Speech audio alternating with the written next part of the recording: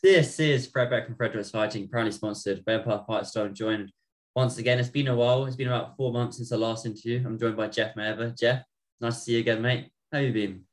Likewise, I'm good. Staying busy. Yeah, it's nice to hear. You're always busy though. Every time I ask you that question, you're always like, "Yeah, I'm all right. I'm busy." Yeah, I'm always busy. That's a good thing. Yeah, it's good. You always want to stay busy. You always want to have stuff coming in. I remember, Jeff, the first interview we did was back in 2020. I think it was November 2020. I was on 400 subscribers then, and you gave me your time then.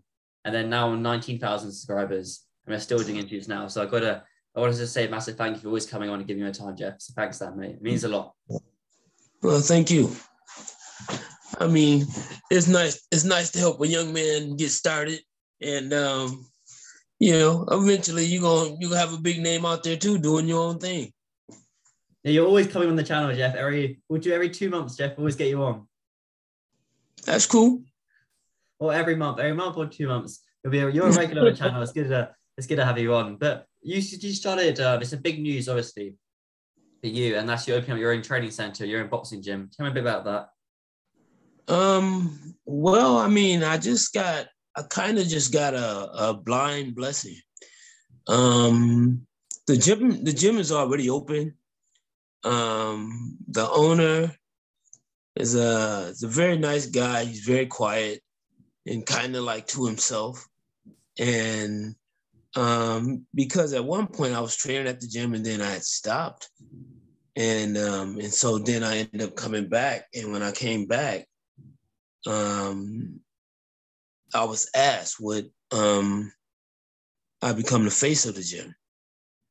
So it's a gym that's already open, but it's actually May 6th. There will be a grand opening for the name change of the gym. Are you gonna be opening the gym? Will they have one of those things where they're that tape and those scissors and you just chop it open? Is that what's gonna open? Yeah, the red carpet. I mean, like not the red ribbon. Yeah. And a red carpet as well. Yeah, red carpet too. Well, it's gonna be a red day, that's for sure. Right, yeah. I like the sound of that. Talk about your brother, Floyd Mayweather Sr. I know he was in the UK. He actually came to a gym very near me.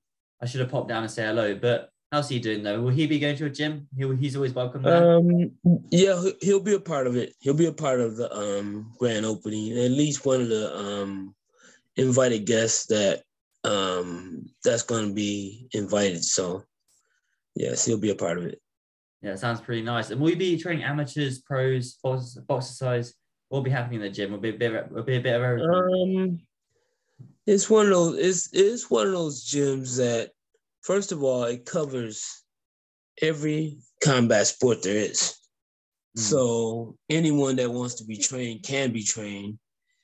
And me myself, I'll be training.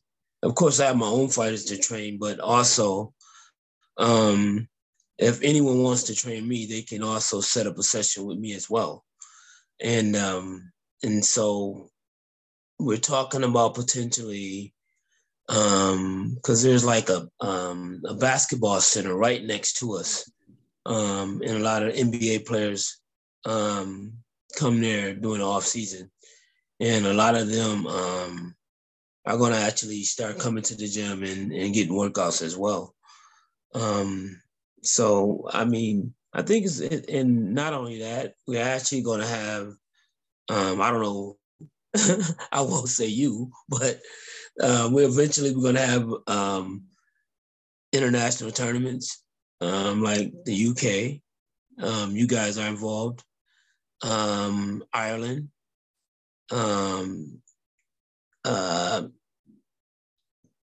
Canada, not just Toronto and I don't know why I'm forgetting this, and it's the in Calgary as well. So those are, and also New York. So I mean, there's gonna be a whole lot happening at the gym, and we're gonna be doing training camps there. So I mean, the gym is really, really huge. It's like 18,000 square feet. Wait, so how much bigger is it than the Mayweather gym? About 9 times. Oh wow, it's that much bigger. Yes. So who's paying the rent for that? Not me.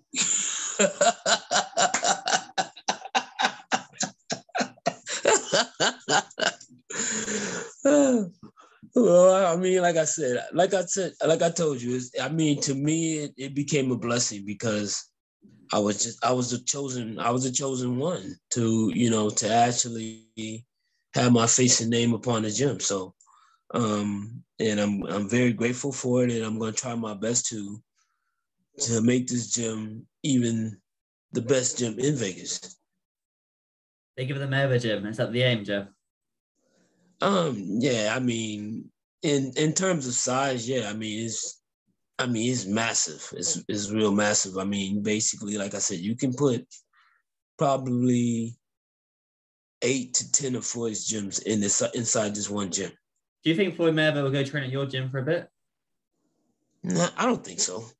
I mean, he don't have to. Why? He got his own gym. It'd be good if he trained at your gym though, Jeff. It'd be good promotion. Can't you send him a message saying, "Do you want to come down to a quick session in my gym?" It'd be nice, but I don't know if he would because I mean he has his own gym and he has key to his own gym to be able to train wherever he wants to, whenever he wants to. So, I mean, who knows? Maybe one day he will come over. Yeah, you never know. One day it might pop in. So yes, just staying on the topic of Floyd Mayweather, obviously he's got his fight coming up. He's another expedition fight. I know every time I talk to you, I do ask about Floyd, but then every time he does have another fight coming up. What do you make of him coming back this time? I think it's in Dubai this fight. Well, I mean, I think that the one thing is Floyd, he still trains. So if you're still training and the kind of money that he's making, why not fight? I mean, and that's getting paid for exhibition. It's not like it's not going on his record, and so why not? I mean, Yeah, it's true. even if Yeah, you he deserves lose, it. even if you lose, you still win. Do you think there'll be a time where he decides to put that all behind him, all the fights, the expedition fights? How many more do you think he's got in them? I mean, don't get me wrong. I mean, of course, if someone's paying you 50 or 60 million to do a boxing exhibition, you're probably gonna do it for a while, And but do he need the money? No, he don't need the money. But it's just something that he chooses to do. He does love money, and I think everybody does. And but if you have people that are willing to pay you, the kind of money that even the top fighter in boxing today can't even make, why not take it? Yeah, it's true. Why not? Why not take it? But And just staying on the topic of money, Jeff, I just remember something. I've got to ask about this. I don't know if anyone's asked you about your opinion on this, but what do you make of Floyd Mayweather not paying Logan Paul for their fight? I have no idea of what's going on with that. So I mean, I'm not really gonna speak on it. If he should get paid because the fight's been over and it's been a while. So I mean, Logan do deserve to get paid. He was there. So I don't know what's going on with that. So I'm not really gonna speak on it because that really has nothing to do with me. Yeah, that's fair enough. That's a good answer. I understand where you're coming from there. But I think there's a lot of people tuning into this interview who want to know kind of opinions on the YouTube and kind of TikTok boxing. If KSI and Jake Paul fight right now, who do you think wins?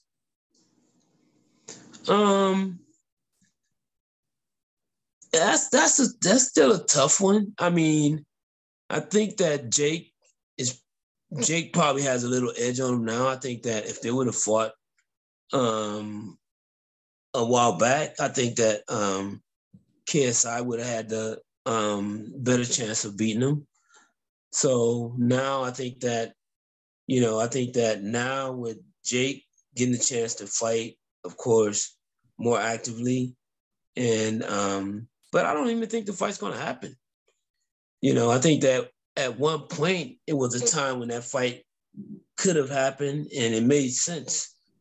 But now KSI and Logan, are doing business together, I don't think that, you know,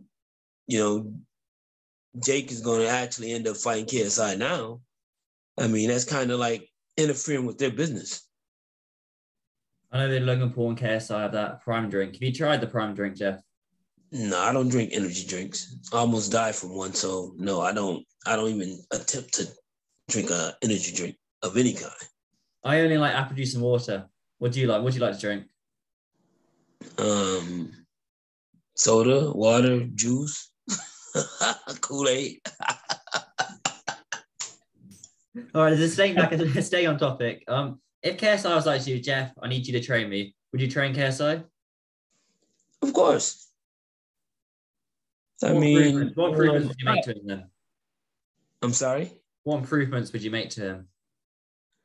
I mean, basically, I can help him with his defense like I did last time, but I think that if I have him up for a training camp, you know, for a good period of time and just solely me training him, I think that everything about him would be better than it was last time, because he was so many of us training him, and the things that I was teaching him, he did great when we were in the gym. But on fight night, he went back to his old self and he started swinging big punches and wild punches and stuff like that. So, I mean, I would need him for a certain amount of time to actually change him. But still, needless to say, I mean, still whatever he used and whatever he had, and I don't know if on that night, anything that I taught him that he did, I don't know. But I just know one thing is that still he had enough to win. So he's all right. Yeah, he did get the win that night. Do you think that had a negative impact on him? There were so many coaches in the camp. It's kind of like too many chefs spill the stew. Was it kind of like that? Well, I think that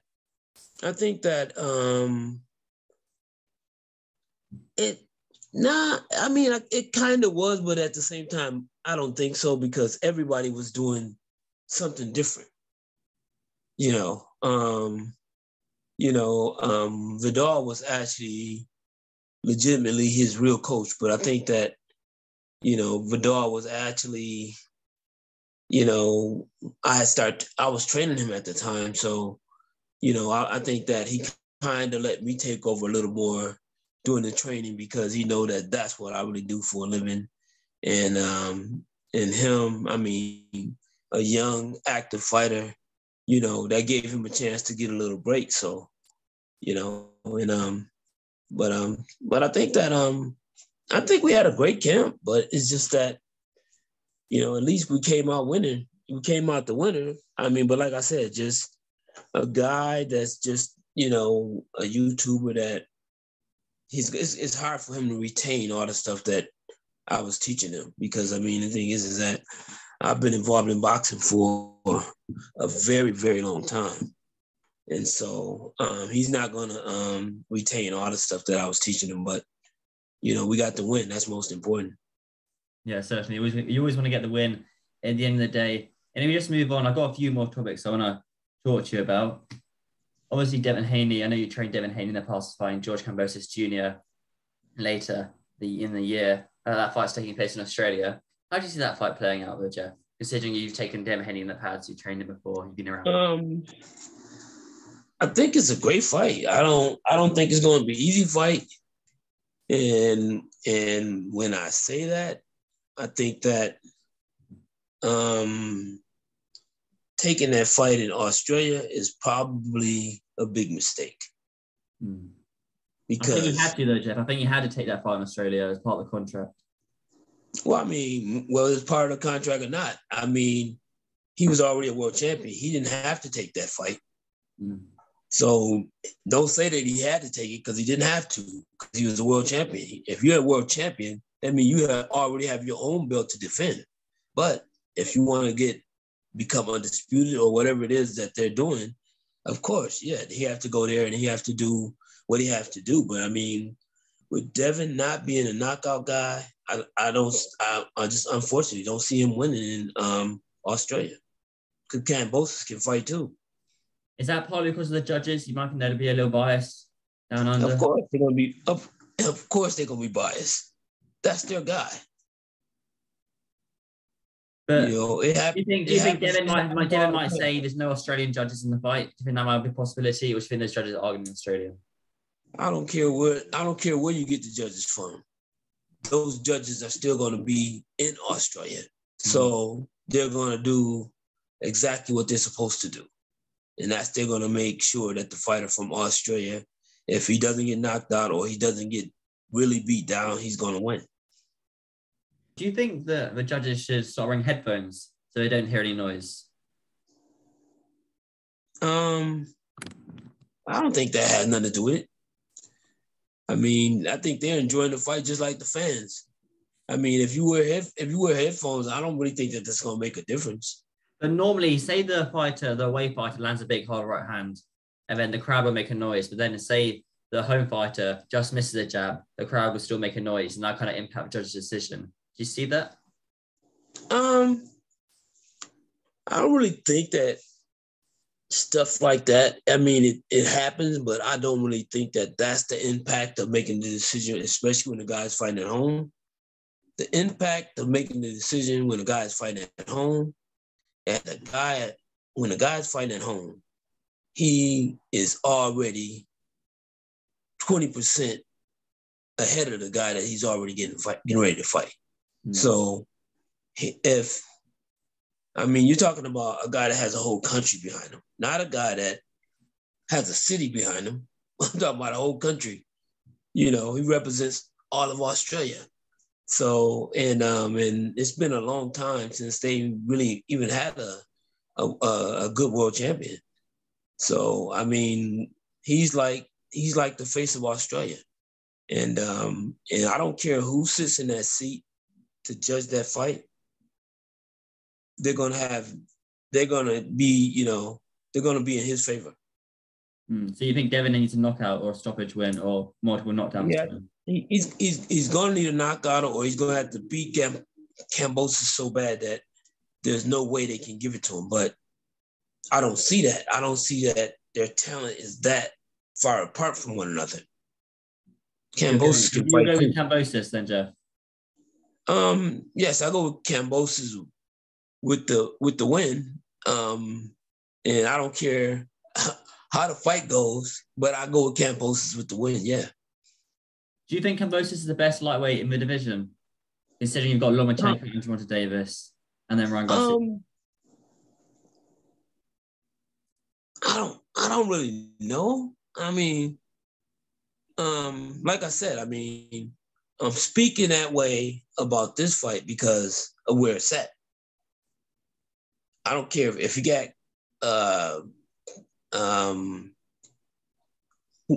what's the kid you just named? Ryan Garcia, Gervonta Davis, George Kambosos, Lomachenko, and Devin Haney.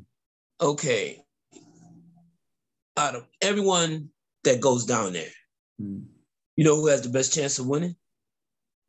Who? Gervonta. Because of his power. He has the best chance because he has potential to knock him out. But everyone else you mentioned, if they go down there, they'll probably lose too. Because, I mean, that's just how it is. That's how boxing is. I mean, everybody thinks that boxing is fair, but it ain't always fair. I mean, I'm just keeping it real because when guys fight in their home fucking country, they don't supposed to lose. That's one of the things that kind of bad about boxing. I know that robbery the other day, it wasn't the other day, I think it was back in February with Josh Taylor and Jack Catterall, where I'm meant to be non-biased because I'm the interviewer, but even I know that Jack Catterall won that fight. And I think everyone knows Jack won that fight. But there's one fight that happened last night, Tyson Fury versus Dillian White in Wembley Stadium. I know I spoke to you last night on FaceTime, so I know you didn't watch it, but have you had a chance to look back at it since? Yeah, I watched it. What do you think? It's good atmosphere though, Jeff. Wembley Stadium, 94,000. Yeah, I mean, it was a dominant performance. I mean, it was kind of like what I thought. I thought that, Tyson, I mean, there was only one monster other than him in that division, and that monster was Deontay Wilder. And once he conquered Deontay Wilder, nobody else in that division has a chance against him. No one. Do you think Fury will retire now? He said in the post-fight interview that he might consider retiring. Do you think that's it for Fury? I think that he's going to retire. And I think the reason why he can retire is because money is not that important to him like it is to everybody else. He's a gypsy, so he knows how to live without money. And so I think that what he said also made sense. He said in one interview I was watching, and he said that him and Wilder did too much damage to each other for him to continue to fight. And he said that he's going to fulfill his contract by taking his last fight with Dillian White and going to walk away from the sport. He said because he has nothing left to prove. And that's exactly what I believe. He doesn't have anything else to prove. Do you think that it might be a tiny bit disappointing that he's leaving the undisputed fight with Usyk on the table when he walks away? No, because the thing is this: if he would have fought Anthony Joshua, he would have beat him too. And I don't think Usyk really has a chance against Tyson Fury. So, just like he said, once he beat Wilder, that was it. He didn't need to beat no one else because Wilder would probably beat everyone else except Tyson Fury. So, do you think Wilder beats Usyk? I'm sorry? You think Deontay Wilder beats Usyk? I think if he catch him, he's going to sleep. That's if he catches him, though, Jeff. He's hard to hit, but he gonna get hit, just like Tyson Fury got hit. The thing is this, and Tyson Fury is a great boxer too. And the one thing is this, he's a small guy. And if he can knock down a guy that's 270 pounds, he's certainly gonna knock down a guy that's 212 pounds, 210 pounds, or whatever Usyk weighs.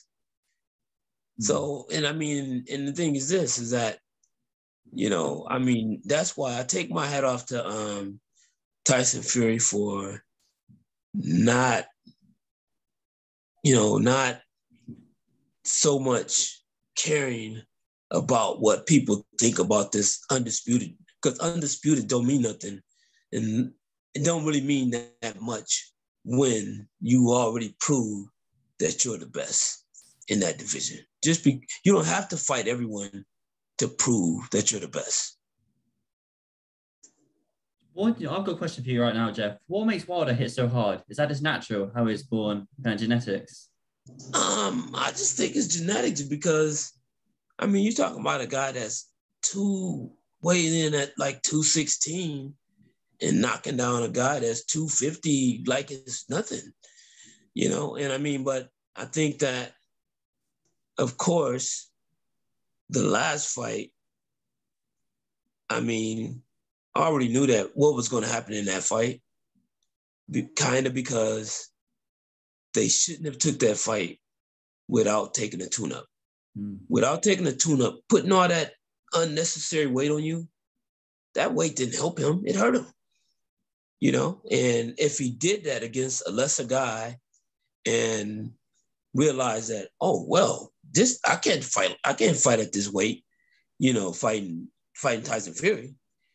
But going in there blindly, putting on weights by lifting weights, which don't do anything but drain the fuck out of you. So that's what happened. That's why in the fourth round, he was a dead man. He was walking around like a zombie. Do you believe that you and Deontay Wilder have the same genetics regarding power? I'm sorry? Do you believe that you and Deontay Wilder have the same genetics regarding power? Hell no. I got no power.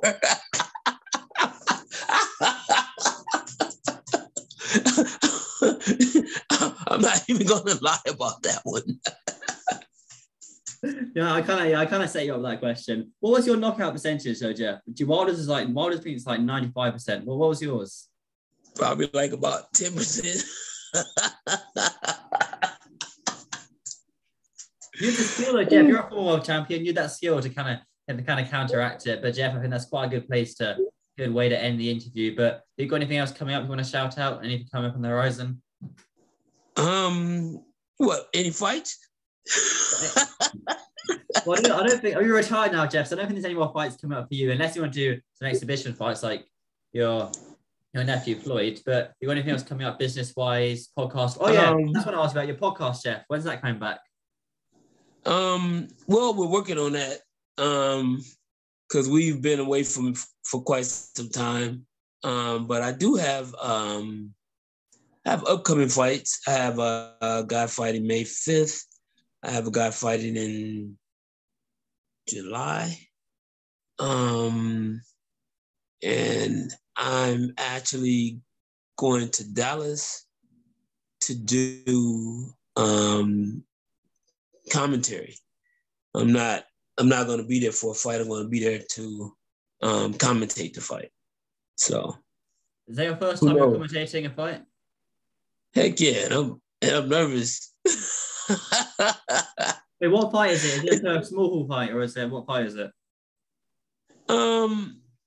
It's there's no big name, so that means I could probably mess up once or twice, but it's